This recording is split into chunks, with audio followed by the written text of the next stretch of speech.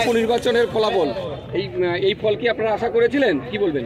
অবশ্যই এ জয় প্রত্যাশিত ছিল, কারণ এ জয় যেদিন থেকে ইলেকশন ঘোষণা হয়েছে সেদিন থেকেই এ জয় আমাদের একেবারে প্রত্যাশিত জয়। বিষয় হচ্ছে, দেখুন, কালীগঞ্জের মাটি তৃণমূলের একটা শক্ত ঘাঁটি। কারণ আমরা বলি যে এই যে নির্বাচন, এই উপনির্বাচনকে সামনে রেখেই বিভিন্ন রাজনৈতিক দল, বিশেষ করে বিজেপি, এখানে এসে বিভিন্ন রকম ধর্মীয় মেরুকরণের কথা বলেছে। আমাদের এই কালীগঞ্জে কিন্তু এখনো পর্যন্ত যে ধর্মের যে বিভেদ ভেঙে যে সন্ত্রাস কিন্তু কোনোদিনও হয়নি। এই কালীগঞ্জের মাটিতেই 1757 সালের 23শে জুন এক গদ্দার মির্জাফরের জন্য স্বাধীনতার সূর্য অস্ত গিয়েছিল। আদনে বিশ্বাস করে না, কালীগঞ্জের মাটি কোনো সাম্প্রদায়িকতায় বিশ্বাস